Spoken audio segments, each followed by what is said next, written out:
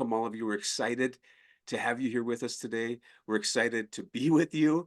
We were just talking about how fun this is going to be. This next hour is going to fly by, the next hour and a half or so. And so, what we're going to do is we're going to have a great discussion. We're going to share some strategies of how we can support those kids that we work with. And while you guys are introducing yourself in the chat, I'm gonna introduce myself. My name is Mike Yantis. I'm a program director with the Y Try organization, and really what that means is I'm fortunate enough to get to talk to school districts, juvenile justice agencies, after school programs, just a lot of places and people that work with kids to help them become the best version of themselves. And so my role is to visit with them about kind of what challenges they're seeing. And so, and I get to meet the best people because everyone I meet has dedicated their lives to helping kids. It's counselors, social workers, nurses, case managers. And so I'm just so proud. Mhm. It's just really is heartening to see and hear of all the work that's being done every day. And so I want to thank all of you for all of what you're doing. As well as we kind of get started here. One of the things I'd like to do is talk about challenges, right? I connect with people because there's challenges or needs, and there's themes that I that I that I'm hearing, and it doesn't matter if it's urban or rural, East Coast, West, it doesn't matter. A lot of these themes I'm hearing of concerns that people are seeing increasing in anxiety, increased in withdrawal, lack of engagement, increase in other mental health concerns, increase in homelessness, increase in school violence, increase in even suicidal ideation, and unfortunately, even in kids younger and younger. Every day, we're starting to see some of these concerns, and so I know we've got a, a lot of challenges and barriers that we want to help kids to be able to overcome and work through. And I just want to say again, thank you for doing that. My background is as a school social worker. I worked in Bismarck schools in North Dakota, actually for about 18 years. Worked at K-12 level. The last few years, I worked at the district level where I helped to implement a strategic systemic approach to supporting the mental health of not just our students, but our staff, right? Because we saw that, especially kind of coming out of COVID, that need to make sure that we're collaborating with our Mhm. community partners and we're bringing in and being intentional about having some good practices. So that's enough about me. Before we start, there's a couple of kind of housekeeping things before I introduced our speaker for the day. But we are in a Zoom webinar format, which means a couple things. I can't see you. Christian and I are the only people that you can see that have our cameras on. We also, yeah, cannot hear you. The microphones are all off. So the only interaction that we have is through the chat. So I'm going to do my best to monitor the chat as we go through. So if there's questions that you have, comments, there's a wealth of knowledge right now in this Zoom room. And so we love to hear comments, thoughts that you have as we talk about strategies and things that we want to share today. So, and the other thing that I want to share is that we do have, just for taking the time. I know this is the busiest time of the year for everybody, but as a thank you for Mhm. taking the time and joining us today, I've got some free resources that I want to share with you, and I'll do that at the end as we kind of wrap up. I'll make sure. So make sure you kind of tune in for that. So next, it's really it's my honor, it's my pleasure to introduce Christian Moore to you. Christian is a licensed clinical social worker, so he's got experience in working with kids and helping kids. He's an author of the best-selling book, The Resilience Breakthrough, a great resource for understanding resilience and lots of tips Mhm. to be able to use. It's a great read. He's also a renowned keynote speaker, speaking at the White House, John Hopkins, and spends a lot of his time just traveling the country and sharing the message of his work in resilience. A very dynamic speaker, very passionate about advocating for kids. Christian's also the founder of the Y Try program. And the Y Try program is really the tools to give adults the resources to teach kids what they need to know to be able to be the best version of themselves, to be resilient. And it's in all 50 states, over 30,000 schools. It's helped millions of kids. So, Christian, I want to thank you. You've had great impact on a lot of people in your lifetime. And I want to thank you for that and thank you for being with us today. Well, it's great to be here. I think I might need you to flip it over for me to share the screen, Sure. I think. Let me see here. Why is it not letting me share here? Okay. Oh, I see. Here we Maybe I hit go. You should share have right the there. ability. Sorry about that. Huh. It didn't let me do it here. Let me see. Why is it? Let me see here. Sorry about this. I thought I had it all ready to roll here. Desktop. Let me see if it does that. It is Oh, actually it's not sharing pulling. your Zoom. So if you could just stop share, I think, Christian. There you Oh, there we go. go. You got it. Keynote. All right. Can you see me okay there? I see it All right. See the perfectly. You're presentation. on. All You're right. up All and right. All ready. right. All right. All right. We're rolling. We're rolling. All right. Well, what just happened there ties to the topic we're talking about. How to be resilient, how to have a difficulty, opposition, some type of suffering, and bounce back. We know resilience is the ability to bounce back when things are difficult. People always ask me, what's the number one thing a person has to have to be resilient? And I always say to them, hey, resilience has never showed up without suffering, opposition, difficulty. And you just saw the second there, get my presentation going. I've been on this earth for 54 years, and there's never been a time in my life that I haven't had some type of difficulty, opposition, or something to bounce back from. So I'm going to walk you through today a model of resilience. Me and Mike are going to kind of go back and forth a couple times. I also want to take a moment and honor my friend Mike. He's the real deal. I always tell people I'm the hot air. He's the one that's, where the rubber's hitting the road, really helping, communities, schools, youth corrections, mental health agencies. I hope Mike doesn't mind me sharing this, but literally you can reach out to him and he's a professional and you can use him as a consultant. You can jump on a phone call with him, use him as a consultant, and he won't even charge you for that part of it. So that's a great thing about him. So if you want kind of a free consultant to work with you, you definitely have one in him. I mean, I use him as that, and literally lots of systems across the country do. And there's not too many people who give that much of their time. And he literally puts his time in 7 days a week. Sometimes we tell him to only work 5 days a week, but he's so passionate about what he does. Sometimes he puts in too many days. So he's the real deal. So don't be shy reaching out to him. And if you have any questions, seriously, while I'm talking or going through any of this, just put it in the chat and he can answer any questions. But so back to my favorite topic of resilience. I've had the opportunity to go 7 million miles across America teaching resilience, getting the tools of why try. And, we were working over 30,000 schools. And the education of that has been unbelievable. So I hope by the end of this hour or so, you guys really walk away, I think an hour and a half, you guys really walk away with some specific tools to really impact these kids. And we know, again, the mental health crisis right now is no joke. I was on the phone all day yesterday with school administrators, just telling me about the needs and the challenges that they're dealing with in schools. And a lot of the administrators I talked to yesterday said, hey, Christian, it's not just the kids, man. We're worried about our staff. There's a lot of complex stuff here now.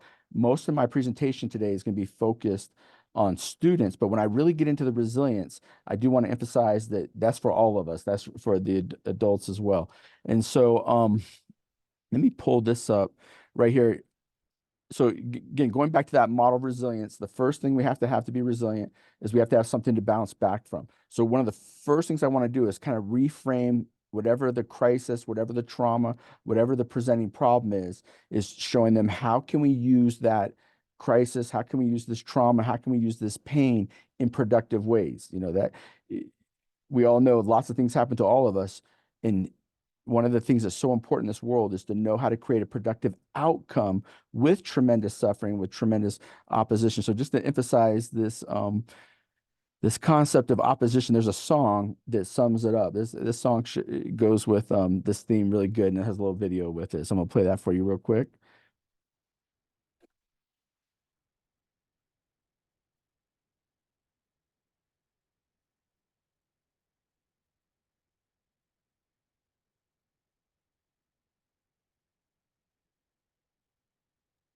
I don't think we have the sound, Christian, just to let you know.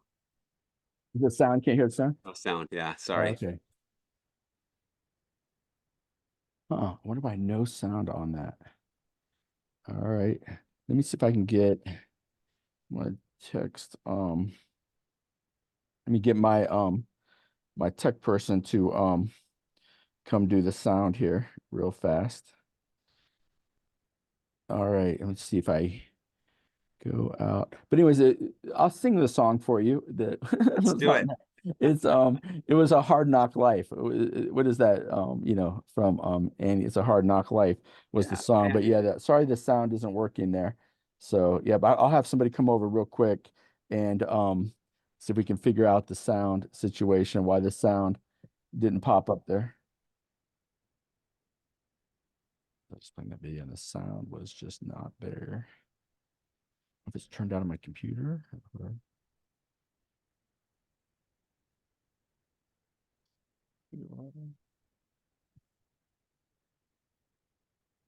You have to have those selected. Yeah, I thought we had them pre-selected. That's the weird thing. Is it not selecting?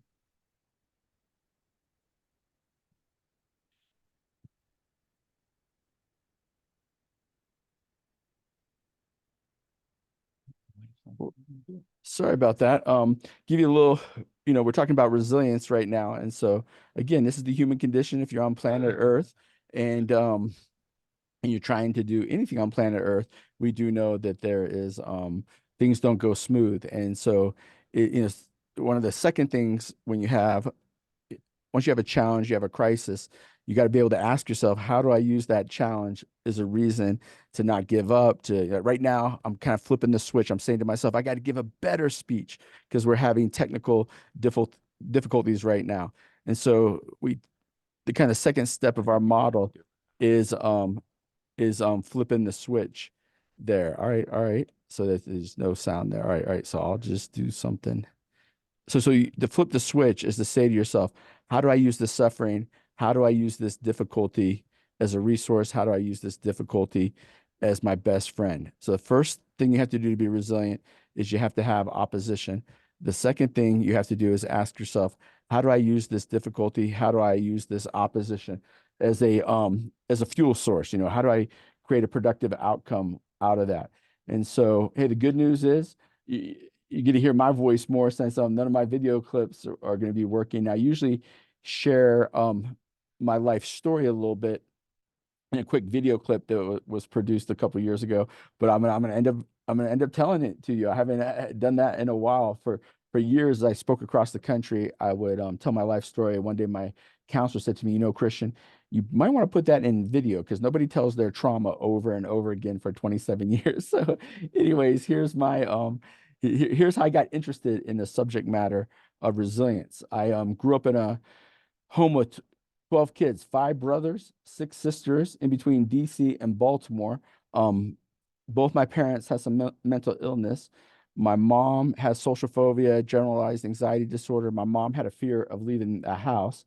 My dad was a GS16 code breaker at NSA. You could say to my dad, 5,898 times 10,852, and he could instantly rattle that off the top of his head. I don't know if you've ever seen the movie Rain Man or Beautiful Mind. If you've ever seen those 2 movies, you've met my dad. And so I had this very unique, incredible dad. Again, now I realize, he was autistic. So I have an autistic dad, a mom who has a fear of leaving the house, who has some major phobias. As a child, I was diagnosed with ADHD, conduct disorder, and severe learning disabilities. When I was 17 years old, I was illiterate. And I struggled in school. It took me till I was almost 20 years old to get a high school diploma. And as I was finishing up school, I fell in love with a beautiful girl named Wendy. And Wendy ended up helping read my textbooks to me and just really supported me, in life and school, and had a huge impact on me. And so the other person that had a major role in my life was a woman who I endearingly call, let me see if I can pull up her picture here. Let me see here. I think I have it. I usually have it in video form. But anyways, one of my best friend's moms, when I was about 9 years old, saw that, my home life was a little bit crazy. There were times there wasn't much food to eat in my house. There was a lot of challenges. And I endearingly call this woman Mama Jackson. And anyway, she was my best friend's mom who knew that I needed a little extra help. So to say she intervened is an understatement. She started feeding me. She would check in with my teachers. She was the first person to kind of give me some rules, set some boundaries with me. And a long story short, she took me under her wing, helped me get through college with a sixth grade math level, a seventh grade reading writing level. And again, I generally call her Mama Jackson. She's an African American woman who in the 70s kind of took a little bit of risk and reached out and really made a massive difference in my life. And a long story short, right before COVID hit, we reached a couple million kids across the country. A gentleman by the name of Dr. Virgil Woods, who helped plan the March on Washington with Dr. King, read my book, The Resilience Breakthrough, learned about what we were doing, and awarded Mama Jackson a National Rosa Parks Award. And that was an incredible, probably one of the greatest things that ever happened to me in my entire life. Actually, I do know where that picture is here of Mama Jackson. Let me pull this up right here. Actually, I'm going to skip this real quick here. I'll come back to this a little bit more in depth in just a minute, but there's Mama Jackson right there. So that's my brother, Sean. That's me, my Washington Commanders coat. They called the team something else in the 70s there. But again, that incredible lady right there took over and helped raise me. And it's interesting. I was talking to her the other day. I said, Mom, how old are you in that picture right there? And she said to me that she was literally 26 years old in that picture. And I thought she was like 35, in my head, just because I was young or whatever, just kind of interesting juxtaposition there. But anyways, to say I was blessed to have her come into my life is an understatement. And so having her as a mentor, I had some amazing professors in college that took me under their wing. You can't see this right now, but there's an army of people that helped me overcome my learning disabilities, many of the challenges I had in my life. So that's a Reader's Digest version of my life story there. But let me pull this up right here. I had a professor that came to me in college and said, look, Christian, how did you make it this far in school with your background, with your learning differences? So I wrote down a couple principles on a piece of paper. And then one day a school psychologist showed me that 80% of the kids I'm working with are visual learners. And I took these principles and made them visual. And so they come to me and say, hey, Christian, how did you do this? So I wrote down, I had to stop crashing. I had to realize my decisions had consequences. This just emphasizes the ups and downs of life, the human condition. Again, we're all on this roller coaster of life. Sometimes life goes really smooth, and then sometimes life is really bumpy. I mean, I'm even experiencing it in this presentation a little bit. But resilience takes place in the striving. It takes place in the effort effect. It is when you feel like giving up, to get through those ups and downs of life, those lows. Resilience isn't a destination. Like I wrote a book on resilience and understand resilience a little bit. I've never reached resilience, and you'll understand why it might sound funny what I just said there. You never reached resilience because, again, resilience takes place in the effort effect. It's in the doing. It's in the striving. It's not an end point. It's not oh, now I've reached resilience. It's an effort effect. And so, again, this picture just shows students, their decisions have consequences. You can kind of see their uphill challenges there at the top of that first kind of hill there. It has the things that are getting me in trouble. It could be skipping school, doing drugs, coming to school with no paper, no pencil, no notebook. And then I'll say to the student, usually they've already wrote the definition of reality. Reality is what's real. So I'll say, what's the reality of skipping school? The crash there is I have to go to in-school suspension. Oftentimes they'll say, I have to talk to a dumb social worker like you. So the loop represents the problems they keep doing over and over. And I'll say to them, my job, the behavioral plan for the IEP or however we're delivering this, this can be done one-on-one. It can be done in a group situation. I'll say, look, my job is to get you out of that loop right there and to get you on that track right there to opportunity, freedom, self-respect. So to get on that track right there to opportunity, freedom, self-respect, I want them to be able to tear off their labels. I grew up with many of these labels right here: failure, druggie, learning disabled, dumb, lazy, rebellious, attitude problem, troublemaker. So I partnership with them in helping them tear off the labels. I'll take the piece of paper, I'll turn the paper over, I'll draw the outline of a can, I'll fill that can up with their strengths, what I like about myself, what other people like about me, my accomplishments, my goals, my dreams. So, and then every question that the teacher or the counselor when they're working with the kid, every question they ask is written around the visual metaphor. So again, they visually see it. Then we reinforce it with music they listen to and hundreds of physical activities, art activities that reinforce this. And Mike will go into a little more depth on kind of all the resources and stuff. Just one quick story with this one. It's interesting. I always tell this story, I go through tearing off labels usually really, really quickly.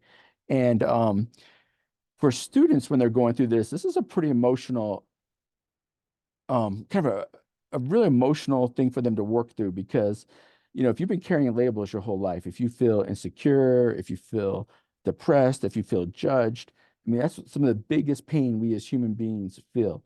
And when we sit down with them and really help them tear off those labels, it's an incredible, incredible experience. Just give you one example. A couple of years ago, I was working with a young man who had suicide ideation. He was talking about assaulting some other kids. I had to put him on 24-hour suicide watch. He comes into my office and he's just really down. As I'm talking to him, he won't engage. So I even had to do a little activity with him. I'm like, hey, I'm going to guess what you're dealing with. If I'm wrong, tell me I'm crazy, but I'm just trying anything to engage this kid. And so I just do that quick activity. I'm like, okay, you're not talking right now, so I'm going to completely guess what's happening and feel free to jump in anytime. And so we start, I draw the outline of the can and I start filling the can up with his strengths. And I notice that on his backpack, he has everything written in kind of old English, the stylistic writing. I am aware it's probably gang related writing, but he's totally disengaged. So I'm an artist. So I started mimicking the writing on his backpack as I filled it up, on the can. And he engages a little bit more. He finally opens up, talks a little bit to me. And I always keep a trash can by my door. So when they're walking out, if they don't like the intervention, whatever the activity, they'll rip it up or they'll throw it in the trash can on the way out. It's a very quick assessment tool for me to know if what I just did was effective at all. And I filled up the can again with all of his strengths. He folded it up really neatly and put it in his backpack, which told me it has some value to him. That afternoon, he got off the school bus and instead of going directly home, he walked over to this hardware store, which was a little ways away, over 1.5 miles away. He goes to this hardware store, which is a huge problem because I told Mom, you meet him right after school, keep an eye on him. I had him on 24-hour suicide watch. So your Mom's freaking out. He comes home a little bit late and then he quickly locks himself in his room. And she's talking to him through the door saying, hey, Mr. Moore said you're not allowed to self-isolate and all this stuff. And she's just begging him to open up the door. And he's like, Mom, I'm going to be okay. I'm going to be okay. And he says, Mom, I'm going to show you something in a little while, but I'll be okay. I promise you. And about an hour later, he finally opens up the bedroom door and 3 feet across, 5 feet high, he had written the real me, painted the can exactly with all of his strengths on his bedroom wall. That's a really, really good evening when, your son who's dealing with that level of pain and crisis spends the evening painting all of his strengths above his bed. The next day when he came into counseling, I said, why did you do that? And he said, Christian, I wanted to see the real me first thing when I woke up in the morning. And I wanted to see the real me right before I go to bed at night. You're the first person to really focus on only what's right with me. I kind of take that approach a lot with kids. When I was in a classroom teaching, I would polka dot the door frame, I'd candy stripe it, made this funky door frame, and I would tell the kids, when you come into my classroom, I'm only going to focus on what's right with you. There's lots of people that will talk to you about what's wrong with you or your challenges, but when you're with me, I'm only going to focus on what's right with you. And Y Tribe, we call that surrendering the one-up relationship. And Mike will probably talk about our 3 R's here in a few minutes, but that's just one of our R's, is that ability to surrender that one-up relationship in combination with having something relevant for these students. And so in Y Try, everything we do, again, they visually see it. This current generation spending 8 to 12 hours a day engaged in media, 8 to 12 hours. And so that's why everything we do, we want them to hear it in music. We want them to do physical experiences, art activities. I'll say, draw me a picture of what your life is like with these labels. Draw me a picture of what life would be like without these labels. So that's kind of the labeled lesson plan there. And by the way, with this one, we'll take a can of, say, like lima beans. Why lima beans? You can throw them away, and we'll cut the bottom of the lid off the can. We'll fill up the inside the can with Starburst. We'll put a blank label on the outside of the can. On one side of the can, we'll put their strengths. On the other side of the can, we'll put their negative labels. And then we'll have them rip off their negative labels. and then we'll have them, and they'll rip them into 100 pieces. They'll throw them in the trash can, and then I'll hand them a can opener. I'll say, be really careful as you open up the can.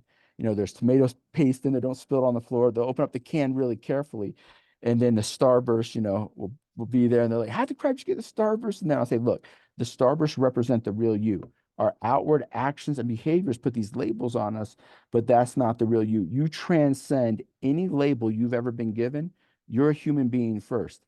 It's funny, you know, as a therapist, we treat labels in an interesting way. I always tell the kids, I might have to give you a label, but because that's just a way for me and other mental health professionals to communicate together how to help you. But you're never ADHD. You have symptoms of something, but you transcend any label, even the medical, even professionals give you. Don't ever walk around thinking you're those labels. If somebody has a torn knee ligament, they're not known as torn knee ligament the rest of their life. But if we have a mental health challenge, we feel like we got to wear those labels. I'm sorry, but if you have a hemorrhoid, you're not known as hemorrhoid the rest of your life. And so it's mind blowing to me that we sometimes keep these labels. And I literally, I mean, again, I was diagnosed with ADHD, conduct disorder, severe learning disabilities, but I'm Christian Moore. I wouldn't have had the opportunity to reach millions and millions of people if I believed in those labels completely, if I tried to live up to those labels. We've got to teach kids, they got to transcend these labels. All right, so that's the second thing, part of why I try. And again, we have these very elaborate lesson plans, K through 12th grade, that go with this. And Mike will go into more detail. I just want to highlight these other ones really quick. The next thing I had to do is I had to learn how to control my defense mechanisms. When I was in school, the teacher would say, "Christian, turn to page 130 and read out loud." I didn't know how to read. So I'd punch the kid next to me, or I'd swear at the teacher, because I'd much rather be sent to the principal's office for acting out behaviorally than having 30 kids laughing at me because I don't know how to read. You know, today I realized, why was I doing that? It's because I had no control over my defense mechanisms. And we have data to show that teachers can spend 70% more time teaching reading, writing, and arithmetic if every student in the classroom understands their own emotions and the emotions of their peers, even the emotions of their teacher, to understand why other people do what they do and why you do what you do. That's the definition of EQ, is the ability to understand your own emotions and the emotions of others. And you have a massive resilience advantage if you understand that. We know now that 80% of success over the lifespan comes from emotional intelligence. And when I see that data that's 80%, I kind of laugh, because when do you stop using emotional intelligence? It has to be much higher than 80%, because you use it from the time you wake up to when you go to bed. How I'm going to interact with my colleague Mike, I have to use emotional intelligence. When I go home and deal with my teenagers, my wife, my colleagues, at the grocery store, you use it all day long. So according to Christian Moore, I'm not saying I'm right. I don't have any data on this. The data shows 80%. I say it's 98%. Christian Moore, quote unquote. But I'm saying, but take that with a grain of salt. Don't have to, but it doesn't make sense to me. It's the most important thing in the world because we never stop using it. It's fascinating to me. Anyway, so defense mechanisms. This is what we call the motivation formula. I look at life's problems being like water. You know, we have to drink enough water to stay alive, but too much water, you know, we see flooding can kill people. It's our best friend or our worst enemy. So I look at suffering, life's problems the same way. You know, when those storms of life come and those challenges kick in, they're going to be your best friend or your worst enemy. And our goal is to show the student how to channel their sadness, their hurt, their anger, whatever pain they're dealing with in productive ways. The first thing we want them to do that is to focus their self-talk on what they have control over. Like, for example, I had no control over the sound of my presentation and my videos. We have some incredible videos. We'll make sure y'all can tune into something else, but I don't have any control over that. I don't control technology. That's one thing I know. It's funny. It's easier for me to be a social worker than to run technology. If Mike said there's a crisis and a kid was suicidal, I am more comfortable dealing with that than technology. But I can only focus on what I control. I don't control the technology, but I do control if I try to give a better speech because of that challenge or that what's going on with the technology. For example, when I woke up this morning, I looked in the mirror and I'm like, man, I don't control nature. My hairline's receding more. I'm getting shorter, fatter, goofier. I couldn't even find my neck this morning. So I said, because of that, I'm going to try to give a better speech today. I'm being funny, but of course, I'm also being very serious because I don't have the other option. Relationships go bad. People get mad at me. I mess up. I make mistakes.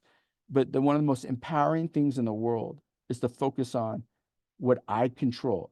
I have to take responsibility for my own emotions. I got to take responsibility for so many things. And so it's very empowering. And again, we only have so much energy. By the end of the day, I'm dead tired. And so I'm going to be way more productive if I only focus on what Christian Moore controls. The other thing I have to do, I was making a joke about not being able to find my neck this morning. Now that's my brain. It's attacking me. It's chewing me up. It tells me what's wrong with me. I got to get the heck out of here, and I got to tap into here. And that's character and heart. When I'm talking to 2,000 people in our audience, I'll say to 2,000 people, everybody point at themselves. 99% of the room will point right here. They'll point to their hearts. And I believe motivation does not take place here. The greatest war we all fight is between our two ears. And that battle between our two ears will tell me all kinds of things. This person doesn't like me, or I let this person down, or I got this issue, my ADHD's, whatever. But this right here is a war, man. The greatest war we fight is between our ears. Motivation does not take place here. It takes place here. What motivates me to go through the motion, again, that relationship with Mama Jackson, my wife believing in me. I've been married now just for 33 years. I've been married. So her believing in me for 33 years is a powerful motivator. That's that character heart. You go through the motions. You don't give up out of respect for other people that care about you and you care about them. And then that passion, purpose, or interest. Mike here is one of the greatest examples to me of a passion, purpose, or interest.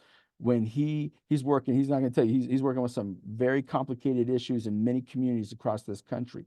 But Mike's passion, purpose, and interest is to create change in communities to make sure every child has access to evidence-based resilience, to the same resources that other kids have. That's something he really puts a lot of effort and focus into. And again, that's why he works 7 days a week. I gotta get this guy a raise, man. I'm sorry, Mike, but I only expect you to work 5 days, Mike. If y'all could on the chat tell him to just work 5 days, we'd all appreciate it because we don't want to burn him out. But what I'm saying is, but you know why? I know why Mike does it, because it's healing for him. When he taps into his passion, purpose, and interest in doing the social work that he does, that's where he heals. I apologize, Mike, if I'm being a little personal on you, but I want this audience to know who you really are. And that's what's special about Mike. When it comes to advocating for children and families, that's what his driving force is. And I'm telling y'all have him as a free resource. Reach out to him. I hope he doesn't get mad. We'll have you. I want you to give him all your phone number at the end so they can get a hold of you. But I'm telling you, he's the real deal with that. And you all will thank me. He will not let you guys down. And then that leads to a support system. Because of Mike's passion, purpose, or interest, me and Mike have the same kind of passion, purpose, or interest. Well, he's become a tremendous support system for me. Hopefully, I'm a support system for him. That's that last dam right there. You got to be careful what your passion, purpose, or interest is, because whatever that passion, purpose, or interest is going to really impact your support system. All right. And I know I'm singing the choir. Look, the expertise out here, I'm sitting here thinking, Mike, man, there's a lot of expertise listening to us right now, Mike. And so I know you know this stuff. Many of you know this stuff far greater than me. So I appreciate y'all taking the time. But I promise you, here in a few minutes, we are going to have some new stuff for you that will be very, very powerful for you. And so just flash through this real quick here. This is a tribute to my home state of Maryland. If you put a bunch of live crabs in a pot, if you don't put a lid on the pot, why can't the crabs get out of the pot? The other crabs are reaching up and pulling them down. So I'll say, hey, your friends you're skipping school with, you're doing drugs with, fighting with, they're just pulling you down. They're keeping you in the pot. This is a simple problem-solving model. We have them write in whatever problem they're dealing with. They're in the hurdle, and then we just walk them to a basic social work problem-solving model. They have to identify the problem, create options, get help, take action, believe in change. It says on a scale from 1 to 10, circle where you are and believe in change is possible. If they say anything below a 5, I'll spend the next couple days helping them believe change is possible. Because if you don't believe change is coming in your life, you can lose hope really, really quick. I use this a lot around some suicide intervention stuff as well.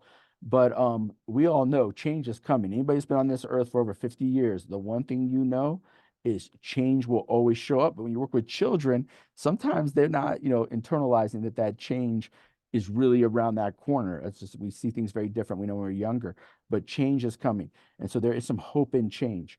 And then jump back up. So that's the problem solving model. This is interesting. This is a maze. It takes them 20 minutes to get through this maze. When I was in school, I drew mazes through my whole childhood. And I'll say to get through this maze, you have to have the desire to do it. You have to put the time in. You have to put the effort in. It's hard work. You know, the other day I was speaking to 2,000 kids. I said, what will take you further, hard work or being smart? And they're all like, being smart, Mr. Moore, being smart will take me further in life. And I spent the next hour and a half teaching them that actually in America, hard work will take you much further than just academic smarts. But these kids oftentimes have been socialized the opposite of that their whole lives. They have to live society's laws and rules.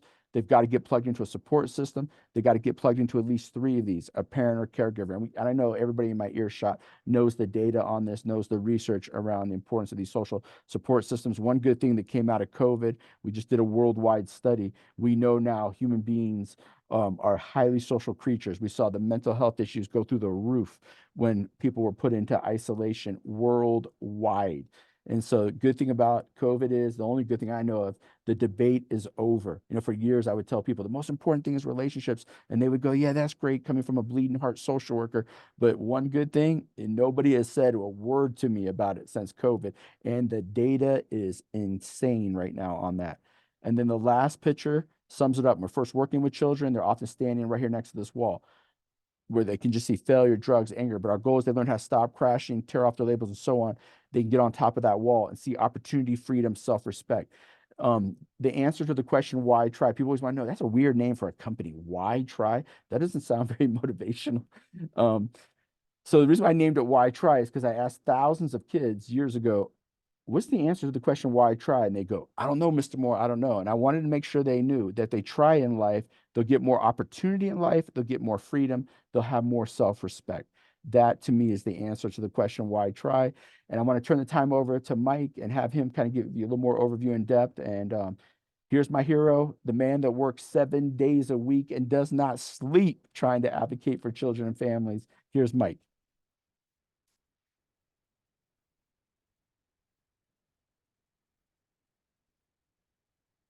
Well, you All sound right, like thank you. good too. Sorry. Okay, Yeah, yeah, sorry. yeah. I'm trying to find my unmute button very quickly there, but I thank you, Christian. I appreciate that, and I do have some boundaries, a little balance in life, but I really do. I think I've been when I truly say I'm fortunate, it's the people I meet. There's always needs out there, and it's fun just to be able to share ideas, and that's where a lot of I think our work kind of comes out of. So I want to share just a couple more kind of follow-up strategies from Christian and he talked about kind of our new 3 R's. But whenever you're looking at trying to help a student make change or a child make change, there's a couple of key things that we want to make sure that we're focusing on as we begin that. And that's one is the first one is doing it within a relationship. We've got to make sure that they know there's an authentic relationship or a genuine relationship that they have with you. I don't know if you guys have ever had experienced where you might be working with a student and they work with you and they go out and there's no motivation and you don't see that change in other environments. And when you talk to that student about that, really the question of why, or if I ask educators or if I ask social workers or counselors, why do you think that is?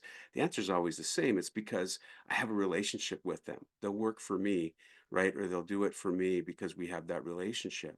And I think that's just foundational. What we've learned in is good educational practices, obviously good therapeutic practices, is that we've got to begin by building those relationships and whatever we do in that foundation. The other piece that we want to make sure that we're focusing on as we're working with kids is that what we're doing is relevant to them. It has to matter. And I don't care whether it's social emotional or whether it's math or science or like we have to find a way to help them to see how that is going to be what we're sharing with them, how that impacts them. Why is it relevant to them? What does it mean to them? What is it going to do for them? And I think that goes back to a lot of making sure that the materials we're using are appropriate, that whatever you're using, however you're sharing, there's nothing tougher than standing in front of a group of, I'll say, freshman students that maybe have had some bad experiences in schools, maybe are at risk, and I'm trying to engage them in the lessons and help them take to heart what I'm sharing. If it's not relevant, it's never going to happen, no matter how eloquent of a speech I give or how passionate I am. It has to mean something. So the relationship really is that motivation, and the relevance is the why, right? If we've whatever we're doing, want to make sure we're doing that, and that creates that resilience. That's ultimately what we're doing. We're increasing the child's ability to have the skills to deal with those challenges, right? To be able to know how to deal with them. We can't remove the challenges, but we're going to help them become more resilient because we're going to give them the skills. And I just want to kind of jump back in really quick to show you a little bit of kind of just a general overview of what I'll just cover quickly. But when we're teaching skills, and this is our why try approach in our model, but it's just a tried and true model for really anything you're doing, is we want to make sure that we're engaging kids visually, in a multisensory approach, that we're making sure that we're doing it under a relationship, and we're doing it in ways that are engaging and relevant to kids. And these three columns really kind of break up the skills in that area. I'm going to jump into that first visual approach. Christian walked through those skills. I'm going to kind of reframe them a little bit, but I want to come back and show you that why that visual is so important. I think Christian, I hear you talking about just drawing it out for kids, right? Just letting them see it.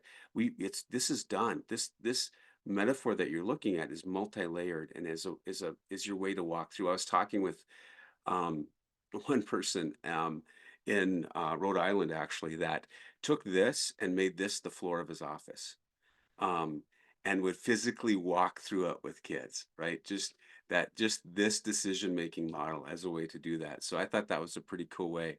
But that goes back to that engagement. But visual approach, I can show this to a kindergartner, and he'll understand that as I walk through, and he'll remember it. And so that's the key, is making it visual. Most of the kids as Christian said, are visual learners. Most of us are visual learners. But all what Christian went through when he talked about, those decisions and stopping crashing, right? We're talking about that skill of improved decision making, and again, the visual to go with that. And I want to just share really quick. It's nice to have that visual modified, and maybe a little different focus depending on developmentally where the kids are at, right? So you've got to be flexible in how you're approaching. But we at YTRI have different pre-built lessons for different grade levels. Starting actually pre-KK.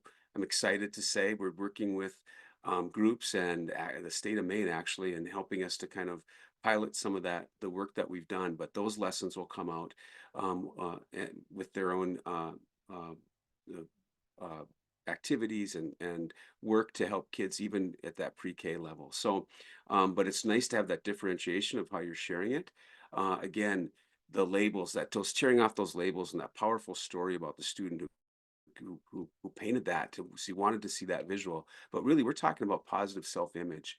And these skills that I'm going through, again, the labels, emotional regulation, right? These are all skills that we found are the key ones that we need to be working on with kids to help build that resilience, right? So however you're doing it, these are what we know are going to be effective interventions. So defense mechanisms, and using those visual metaphors to be able to help reinforce those lessons that you're working on. Having a resilient mindset, right? Being, talking about self-talk and character, and turning outward. How many of the kids that you work with today are really getting all their satisfaction from people around them, their phones, input? They don't focus on the needs of the people around them. They don't turn out and help. And if we can help them to see that power in that, there's so much greater satisfaction in that. And so understanding and identifying peer influences and relationships, right? When people are being manipulative and maybe not true friends, or when you're not being true friends, and what that looks like. Working on problem solving, be able to handle those issues as they come forward. We've got to help students have that model to be able to do that. Hard work and determination. Understand and valuing hard work and determination, understanding it takes desired time and effort to be able to achieve anything that's worthwhile. The responsibility and expectations, right? It's self-discipline, and it's really valuing those society's rules, our school expectations, and so intentionally working to teach those skills. To value that. And then Christian talked about relationship building and networking, and we know that relationships, and especially through the work in trauma, we know that those interactions that we have as a caring adult, a positive mentor in someone's life, are physically healing for kids who experience trauma, right? We know those neurons we're overlapping that with positive connections. And so it's so important to have relationships and connections. And again, I know this is really stuff that we all focus on, but if we identify and work on these 10 skills, that's where we're going to see that paradigm shift, that change. And self-efficacy is really like that wall, the wall itself. We can't change this wall for the kids we work with. And sometimes it's really frustrating, right? I just want to go be able to make that change for them and protect them and deal with it. But ultimately, they need that resilience. They need to be able to deal with that because it makes them who they are and it makes them ultimately stronger and more resilient. And so, giving them the skills to be able to kind of dance with that, to work with that, and see opportunities beyond what's right in front of them. And so I talked about those 10 skills kind of that we've got to do it in a model that's got relationship and that's relevant to them. The other way that we want to make sure what we're doing is as we're sharing these skills or teaching these skills, that we're doing it in a multi-sensory way, right? We want to use music and art, things that are engaging to kids. We want to let them be able to write, do activities together, and use short videos. Video is a great, powerful way to send a message. So, and just within the YTRI toolkit itself, we've got those lists curated and put together for you. We've got the activities outlined. Here's just an example of what it looks like. And this is one activity that really helps with decision making. We also have curated lists of music. We've also created music that you can use with lyrics that go along with those skill areas. And then in addition, to use books and reading resources, again, the short videos, and in building a lesson. This is the journal and art. And so essentially putting that together, how we're doing it is you're taking these pieces and get multi-sensory. We're keeping kids active. We know from good teaching practice that we don't just stand and deliver. We want to make sure that we're changing it up, that we're doing different things to make sure that that engagement stays high and that kids will remember what we're teaching them. So with that, Christian, I think I'm going to stop sharing and ask you to share a little bit more about resilience. Get my presentation back up here. So share screen. Wonder if I click, they'll click now. Oh, they do click. All right. All right. And then let me go to PowerPoint. You have it. You're on. All right. All right. And let me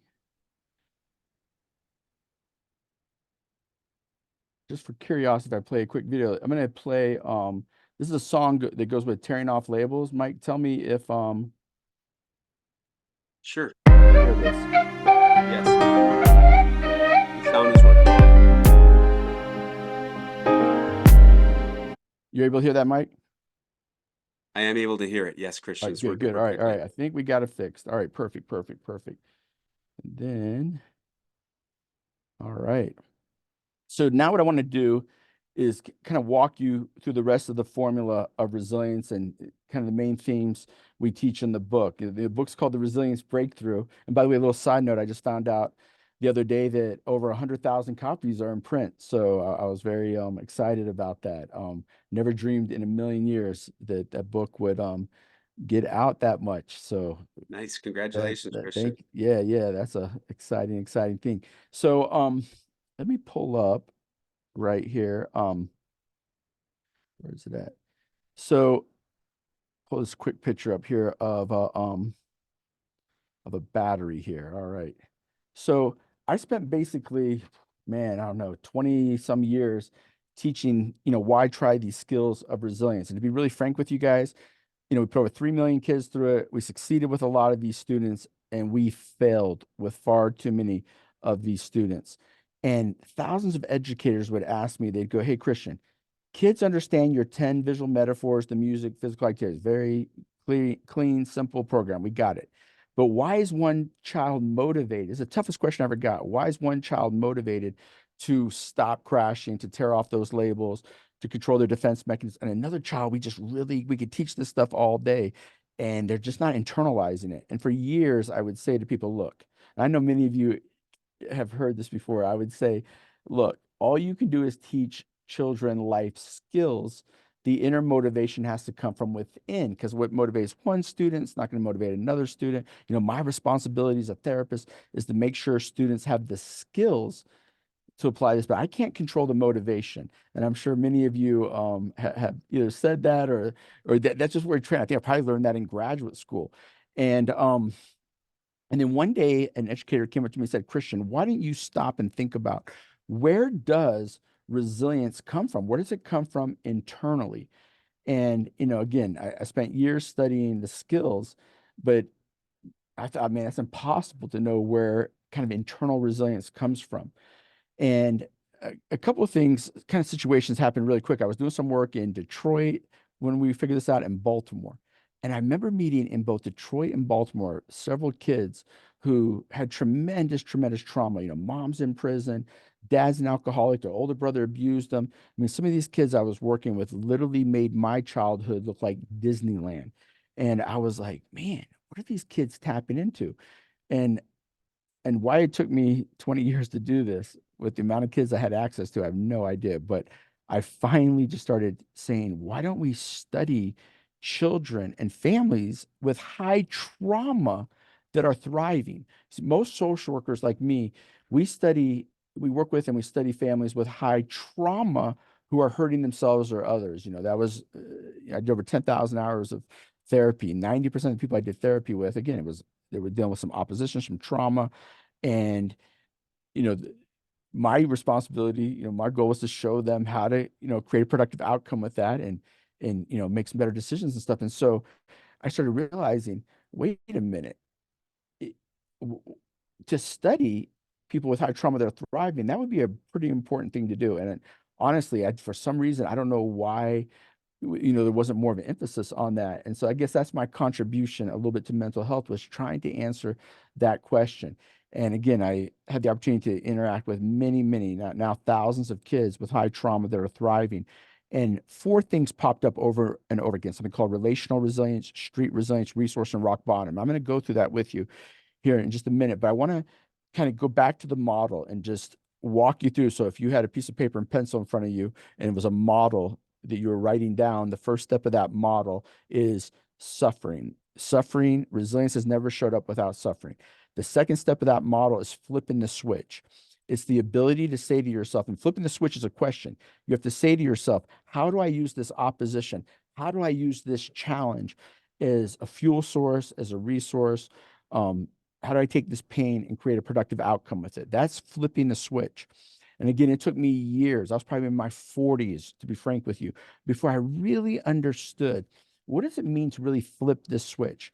So that's step number two. Now, it's one thing to tell a child, we want you to flip the switch, but we all know we've got to give them the specific tools that are relevant to them. It has to be in their language. It has to be relevant to them.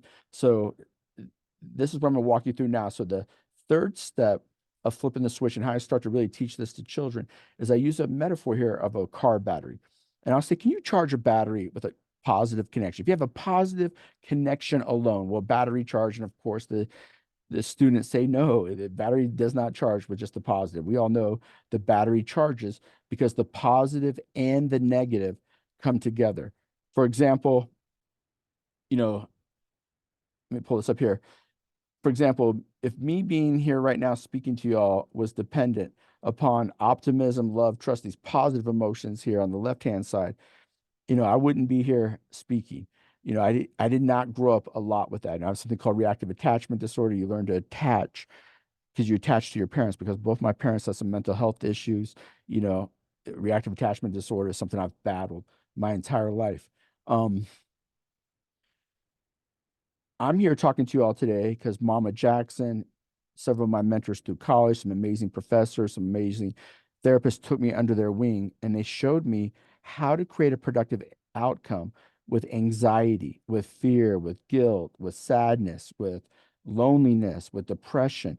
They literally showed me how to maximize both my positive and negative emotions.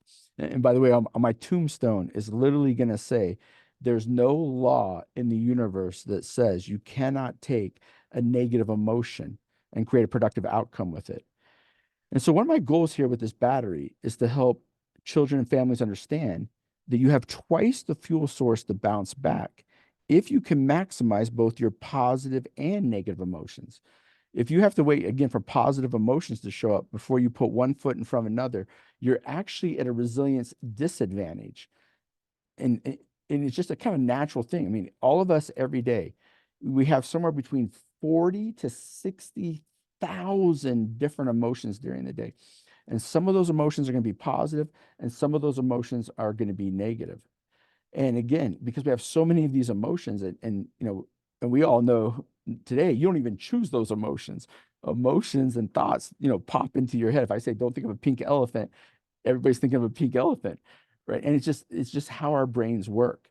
And so, the reason why you see mindfulness is, I guess, the like number one intervention. I was just reading the other day, this most universal intervention in the world, and it's this ability to observe our thoughts like clouds, to observe our thoughts and emotions like clouds and not react to them. That's what was one of the most powerful things in the world, is to be able to get to that point where you can just observe and not make judgment again of this great war that is going on between our two ears, the greatest battle we're fighting between our ears.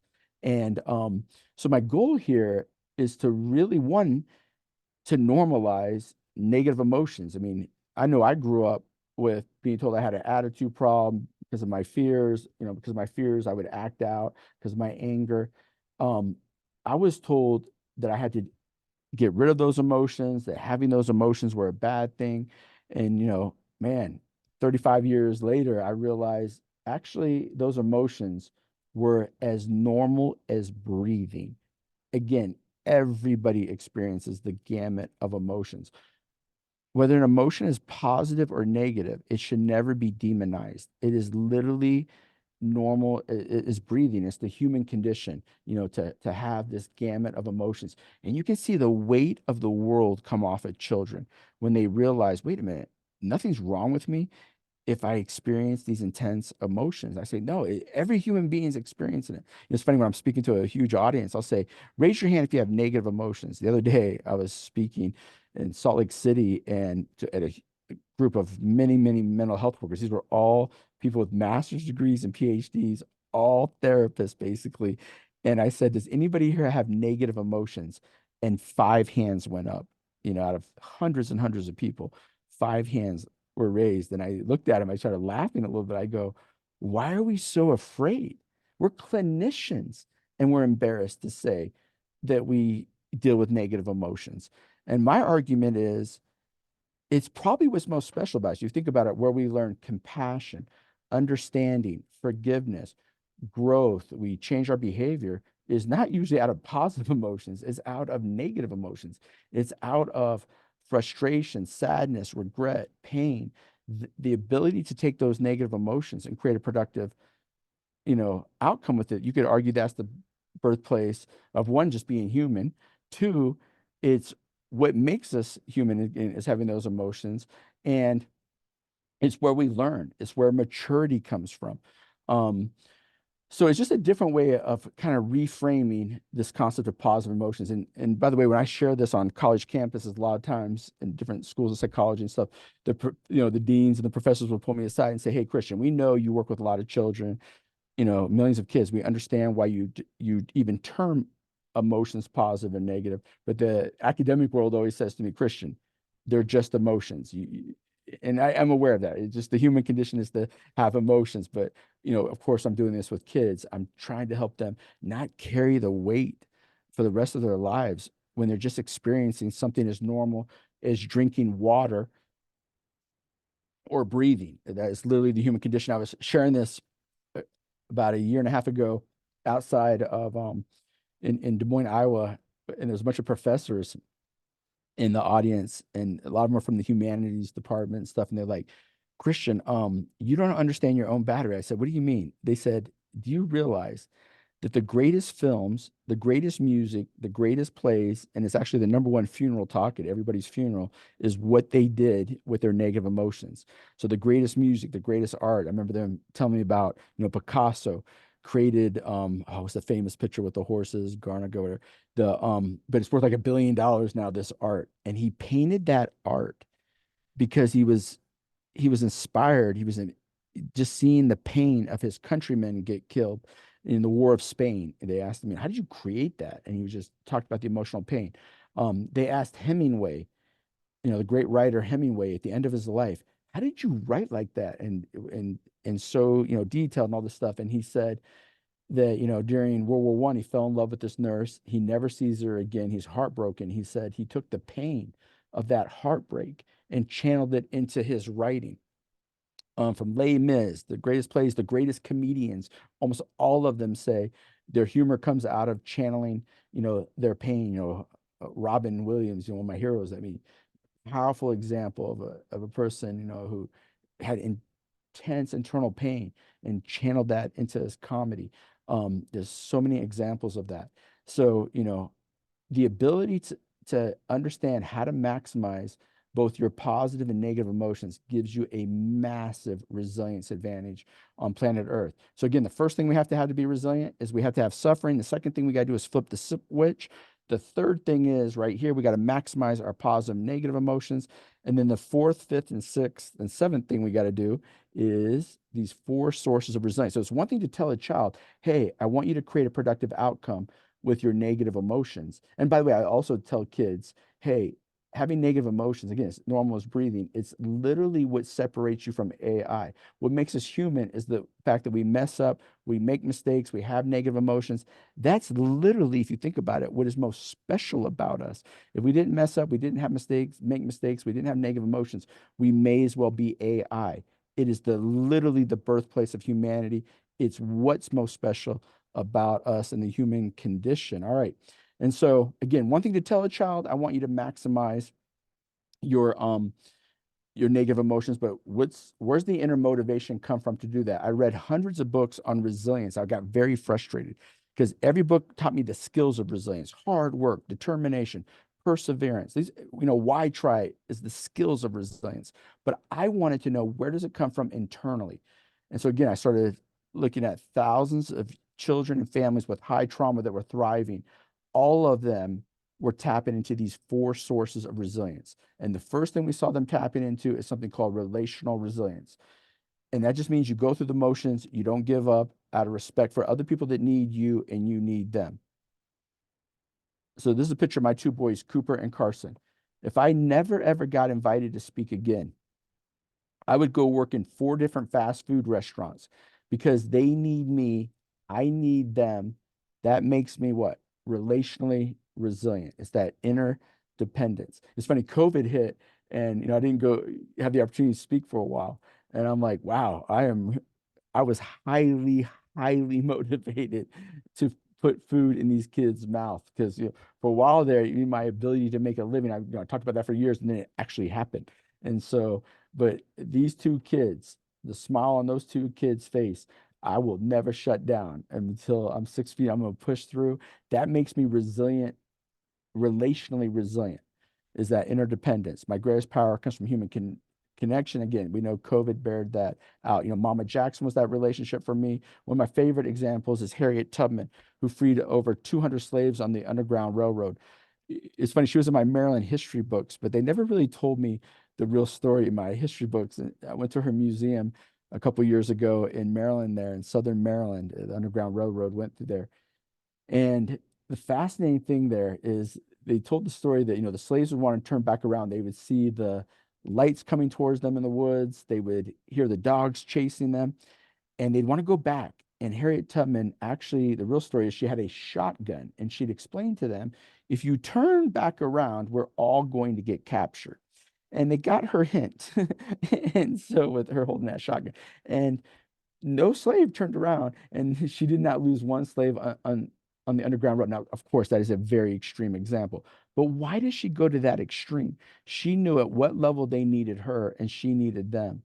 We know Jane Addams is the mother of social work, who started the Whole Houses in Chicago. But I always like to say Harriet Tubman is the grandmother of my profession, social work.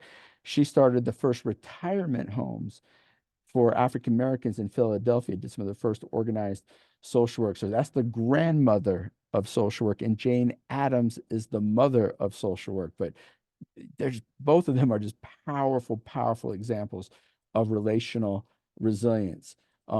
Mother Teresa, powerful, powerful example. One of my favorite stories is she goes to get the Nobel Peace Prize, and the night before, they have this huge banquet, and she finds out the cost for this banquet, and it's tons of money, like 6 figures, and she's like, I'm not going. And they're like, no, you're Mother Teresa. We're honoring you. We have presidents and dignitaries from all over the world. And Mother Teresa's like, nope, I'm not showing up. And but she's like, okay, but I do want the money. And so they give her the money, and she feeds over 300 families for 4 years on the amount of money of of this hour and a half banquet. And I'm sure today that's why she's considered Saint Teresa. And it's interesting. I share this across America and all 50 states, and sometimes people will pull me aside and they'll go, "Hey, Christian, Mother Teresa wasn't perfect. She made this mistake, or I don't like how she spent the money. Um, you shouldn't put her picture up there." And I always say to them, look, the fact that Mother Teresa was human and maybe wasn't perfect, I would argue that is what was even more special about her is her imperfections. Because again, this concept of that battery, the ability to be imperfect, but still do great things with your life. I'm imperfect. I mess up all the time. I've won national awards. I've been invited to speak at the White House. I've been a commencement speaker at Johns Hopkins, but I still mess up. And I'm not worse than the worst mistake I've made. I'm not better than I don't know if I'm saying that right, but you know what I'm trying to say. And so that's the human condition. And what about whatever about Mother Teresa, she's not a saint. I would argue that's also what's most special about her, because that's what it is to be human. And I think that we got to stop beating each other up because of our imperfections. Again, it's in those imperfections that we learn, we grow, and maturity is born. But anyways, powerful, powerful example of relational resilience. One of my other favorite examples is Rick and Dick Hoyt, who ran in over 240 triathlons together. And we know he just passed away recently, the father. But the father said when his legs became his son's legs, it completely transformed his life. He says when he's running, something comes from his body to my body that motivates me. When I have more time, I'd share a video, and that's literally the theme of the video. He just says, "Hey, I don't know what it is. When we're out there running, something comes from his body to my body where that motivation is." And today in 2024, we know exactly what that is. That is relational resilience. So the second place that resilience comes from, he pulls back up here, internally, is something called street resilience. And that's where you use any type, and you're seeing street resilience all over the world right now. And that's where you use any type of past mistake, disrespect, judgment as fuel to put one foot in front of another, to not give up. I was told I couldn't go to college because of my learning differences.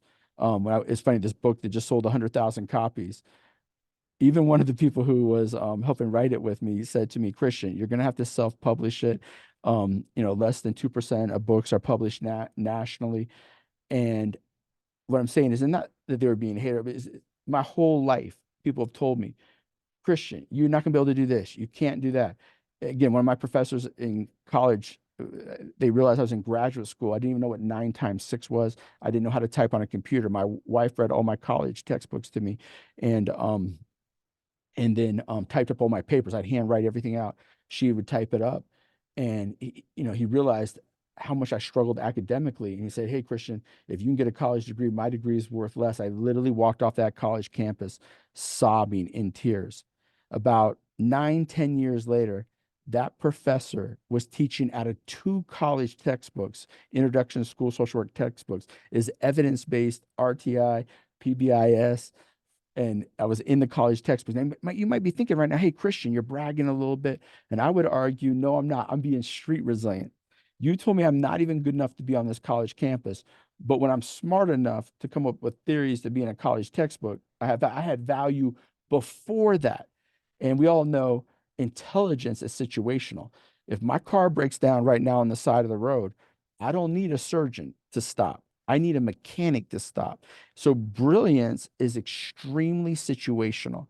I don't know a lot about a lot of things. I struggle academically, but I specialize. And by the way, when I'm working with kids with learning disabilities, kids with my back, behavioral disorders, I tell them, pick one subject matter and know more about it than anybody else, and you'll be able to hopefully make a livable wage. For me, it was resilience. I have put in tens of thousands of hours understanding where does the inner motivation come from to be resilient. And so, I'm a one-trick wonder. I'm just kidding. That's my wife always says that. And but on the subject matter of resilience, I specialized. And I really tell kids with my background, it's so important to specialize. Um, One of my favorite examples of street resilience is this incredible woman right here, Rosa Parks. She refused to sit on the back of the bus. She took that disrespect and we know had a huge impact on the world. And if you would have told me one day, my Mama Jackson would have an award, the lady that handed her the award was Rosa Parks' best friend.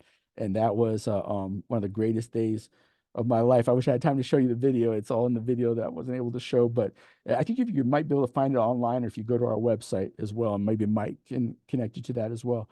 All right, so just powerful, Mandela, obvious, incredible example of street resilience.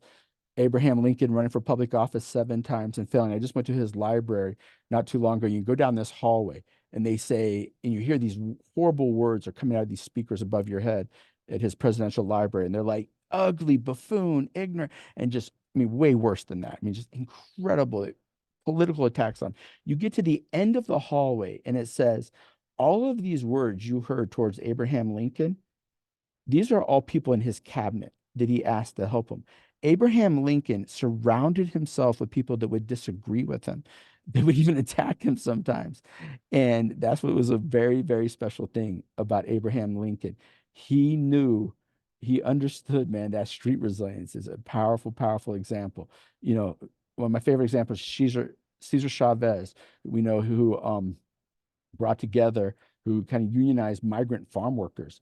One of my favorite stories about him is what really flipped the switch in him. He's out in a field one day and he sees these trucks full of water, these big plastic barrels full of water. And they're charging the farm workers like 50 cents, a quarter, 50 cents to literally get water. And they're being paid very little. And they're out in the middle of the field. And that flipped the switch in him. That's what he tapped into, that street resilience. He saw the disrespect to those farm workers, and we know the rest is history. And that's why, every city I go to in America, there's a Chavez Avenue. All right. And then, Gandhi, so many examples, Malala shot by the Taliban. We know she has the Nobel Peace Prize now. They asked, they asked her what really motivated her to speak out and do this. She said, until the man who shot me, until his daughter can receive the same education I have, I'm going to speak out. Just a powerful, she's changed the world. Millions and millions of young women are getting an education that never would have got an education had she not been brave enough to tap into street resilience. And again, I think American history is a powerful example of street resilience. And let me pull this up right here. So again, when we looked at thousands and thousands of kids with high trauma that were resilient, all of them talked about relational resilience and street resilience. The third thing we saw is something called resource resilience. And that's where you maximize your talents, your abilities, your resources. For example, you guys have probably picked up on this. I only have 2 skills. I can talk nonstop and I can draw really good. I took everything in mental health and made it visual, and I talk nonstop. When I was a kid, Maryland had corporal punishment. The principal would beat me with a wood paddle for my nonstop speaking. Today, I realized he probably should have put the paddle down and explained to me that the number one fear is public speaking. And he should have said, Christian, you have conduct disorder. You don't care what other people think. You be the perfect public speaker. He should have celebrated what was unique about me instead of beating me with a wood paddle.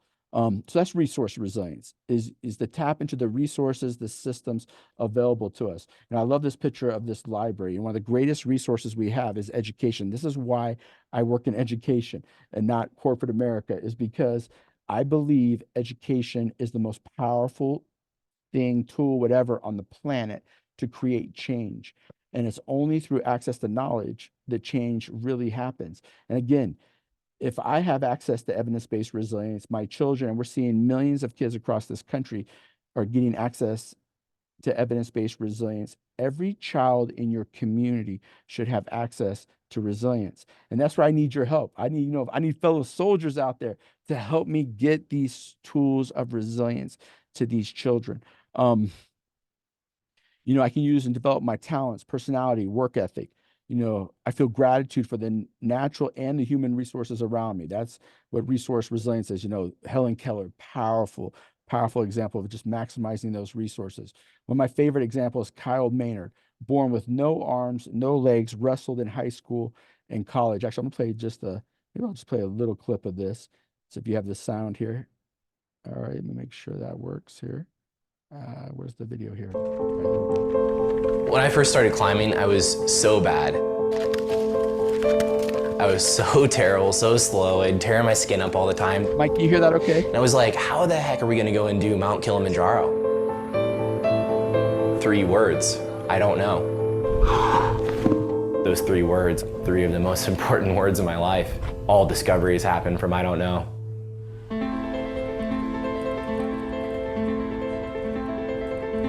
My name is Kyle Maynard, and I have an extremely hard time saying what it is exactly that I do. I've been an athlete my entire life. Football to wrestling to weightlifting and Brazilian Jiu-Jitsu, and now most recently taking on climbing some of the highest mountains in the world. I was born with congenital amputation, so it basically means my arms end at the elbows, my legs end at the knees.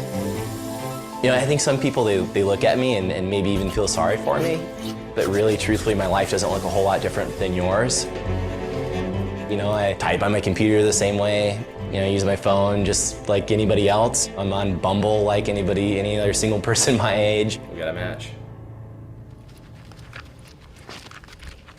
My first experience with climbing, really anything of significance, was in a CrossFit competition in 2010. The first workout was you had to do a 1,000-meter row in this rowing machine and a sprint up Stone Mountain. Everybody else did it in maybe 25 minutes. It took me an hour and 46 minutes. I tore all the skin up on my arms, but I got to the top and I was like, wow, this is breathtakingly beautiful. And I told my friend that night, I said, I want to climb Mount Kilimanjaro. I don't know if I can, I don't know if I can't, but I do know that I want to try to figure it out. I want to go and find a way and get up there. There were a ton of challenges with getting into climbing, and the biggest one was the gear. I literally started with bath towels duct taped to my arms and my feet. I couldn't go to the store and buy a typical pair of shoes, so we had to come up with a unique solution.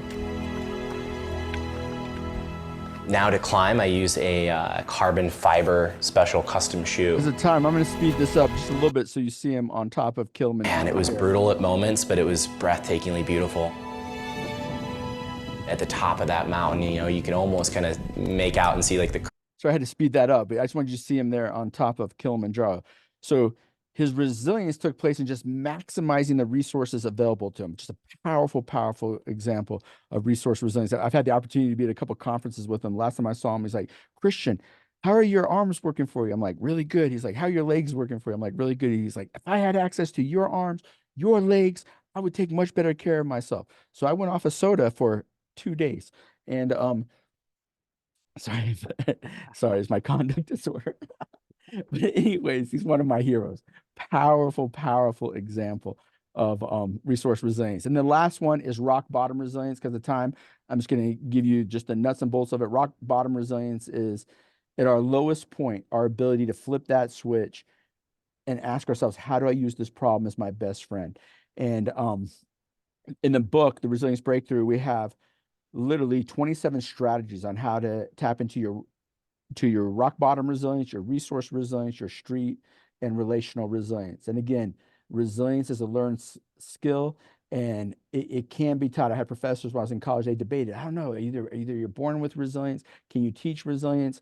You guys, literally hundreds of thousands of children later, we know for sure, hands down, resilience is a learned skill. It is extremely teachable. And again, to me, that's why it's so important that we make sure all kids have access to it. And I'm telling you, Mike will coordinate. Mike will do whatever it takes to knock down doors and make sure that kids in your community and families have access to this. So the book is mainly for adults, and then we have a specific curriculum for the kids that I'll have Mike share a little bit about. And Mike, I want to do something here, just because we had technical difficulties here a little bit today and some of the challenges. I want to give everybody a free electronic copy of the book. And if you reach out and set up a demo with Mike, I'll even sign a hard copy if you want, and go from there. So anyways, here's Mike. That's awesome, Christian. I wasn't expecting that. So we'll make sure, and I'm going to go over some of the things that we'll send out. I know we're kind of coming, we got just a few minutes left here, but I do want to to share a bit of, Christian shared his work and how that sources of resilience. And I just wanted to say we've also got tools and toolkits put where the rubber hits the road, where you can take his work and use it to have an impact on the kids you work with. And so I just wanted, looking at flipping the switch, starting with understanding resilience and needing those challenges and how it works. The concepts that Christian talked about and shared with you, these sources of resilience, the battery, and again, kind of pulling together that model where we're using that multisensory approach in regard to how we're sharing and teaching it, the same thing that we do is to teaching the skills of resilience. But I wanted to just touch on one thing really quick. I know when I was working in a school setting, we understood the power of relationships, but not all of my colleagues knew exactly how to build relationships. And so, what we put together, and I wish I had access to this when I was in the school setting, but to be able to, we put together ways to take Christian's work in understanding and surrendering the one up and how to do relationships, put them together in some pre-built workshops as that leadership teams, the counselors, social workers, admins can come together and be able to have the resources to teach those relationship building skills, culture, climate in a way that's fun and engaging, just like we do with the kids, using activities and stories. So I just wanted you to know that we have that's available, and I'd love to talk with you. Christian talked about if you set up a demo with me, he'll sign a book and a copy, which is amazing. I just wanted to make sure you're aware of that. And so if you go ahead, this QR code will get you to some free resources. My information's also in there. And so you can click on there to access me. I can put it in the chat so that you have it as well. But I just wanted to make sure that you know kind of what this QR code will get you, because we've had some questions kind of about accessing it. So, and thank you for the kind comments in the chat. I love it. And so we have a webinar series where we just did a nice couple of them actually with an Alternative Education Association, talking about how alternative ed practices are becoming really mainstream. And so they talked about a lot of the what they're using for strategies and how they're putting it in. So this series is a great way to tap into a whole lot of we've really been able to put together a community of professionals with best practices across the country, and it's a great resource. There's also the podcast, Christian's podcast, is interviews with folks. We have a parent's guide to resilience, and this is something that we've just shared out. It's something you can share with your parents. It helps them to have that conversation with their kids and be able to understand how they can share resilience with their kids, with their families. We'll give you a lesson. We've had some questions about being able to access. We'll give you some of the materials here to be able to do those. That I think that all important decision making lessons so that you can take that. But if you want to explore more or talk more, reach out to me and I can help you with that. But this QR code, what we're going to do is that will get you to a landing page where you can just access all that stuff. You don't have to fill anything out. You can just access that. But if you want to learn more, my information's on the screen. We're going to go ahead. I'm going to send everyone who is attending today a recording of this, as well as a electronic version access to Christian's book. And so that's pretty awesome. I appreciate that, Christian, your generosity in doing that. And so I think what I want to do, we've got a few minutes left. If anyone wants to put some questions in the chat, we'll answer it. We're just going to hang around, but I want to say as just a warm thank you for all the work you do. I think Christian and I were talking before how amazing you guys should have like Superman capes and be out there, because you guys really are doing the hard work and really having a huge impact. So thank you for that. I'd say one other thing there. Yeah, in the chat window, also express we're always trying to improve what we're communicating and make sure we're giving the audience what they really need. So please put in the chat what you liked or how we could improve, or just any feelings, emotions, anything. Just start on that chat. So and let us know how we can improve or any other feelings or thoughts. So we love feedback. It's so hard. I'm used to being, I spent, oh my gosh, when you go 7 million miles on the road, being with people live and in person, I always have my heart breaks in a way not to be with you in person. I love being with people live. That's what we as human beings need. That's what feeds us. That's our fuel. That's our real water. And so, just feel free to share what you're feeling. And again, I know I probably said it probably one more. Hey, your phone number is there. I'm telling you, call Is there? 385 and get a hold of Mike. Good. And I'm telling you, he's the greatest person to consult with. And look, you can access him as a free consultant, just to brainstorm and talk to him. Just pick up the phone, get a hold of this guy. This is what I pay him to do. He needs to work even. No, I'm just kidding. He works way too hard. But you guys, I promise you, he will not let you down. You can tell from just being with him. He's the real deal. You guys, listen, we have thousands of people sometimes that ask to come work with us, and we recruited him. We asked him to come here. So he's the real deal. I don't mean to be embarrassing you this much, Mike, No, but I'm speechless, Christian. I'm speechless. I'm not sure what to say. Mike's a Thank you. professional. He's a professional. You know what? The audience knows what I'm saying when I say Mike is a professional, and he will take care of your community. It's amazing. He's doing some work right now.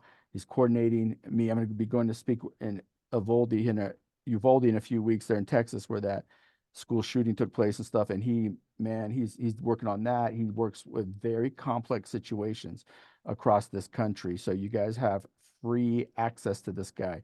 I'm telling you, take advantage of that. And he does amazing, amazing stuff. Feel free to put any emotions, feelings in the chat.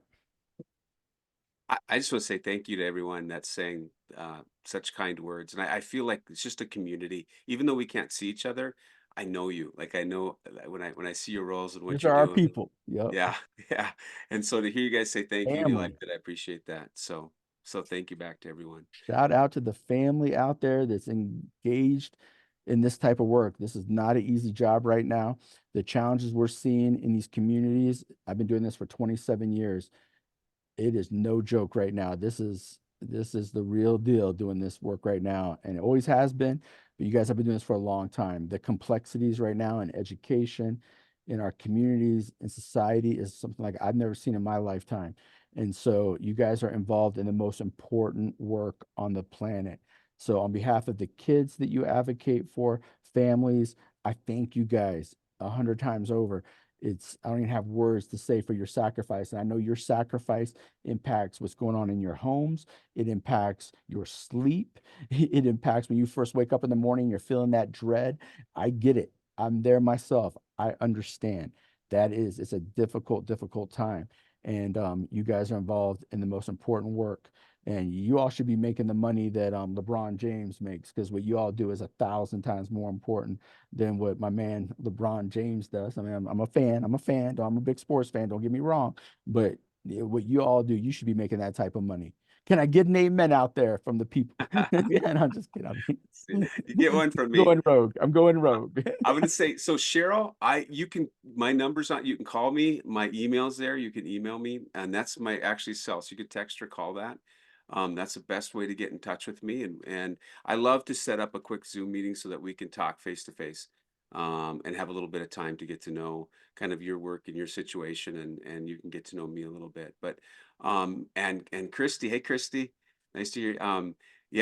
Resources. If anyone has information on grants, I know Christian came to me with Matthew McConaughey's work, and really it came from Uvalde. Some of the work there, Greenlight, as a great resource. So Google that, look there, Greenlight.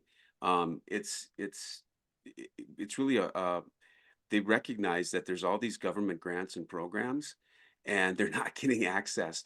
As hard as we work, I think of the like Stronger Connections grants or WARE grants. And if you've ever filled out a grant, you know it's not an easy process to go through.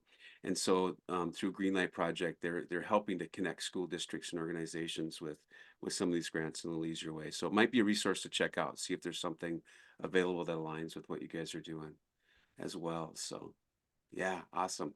Great, Christy.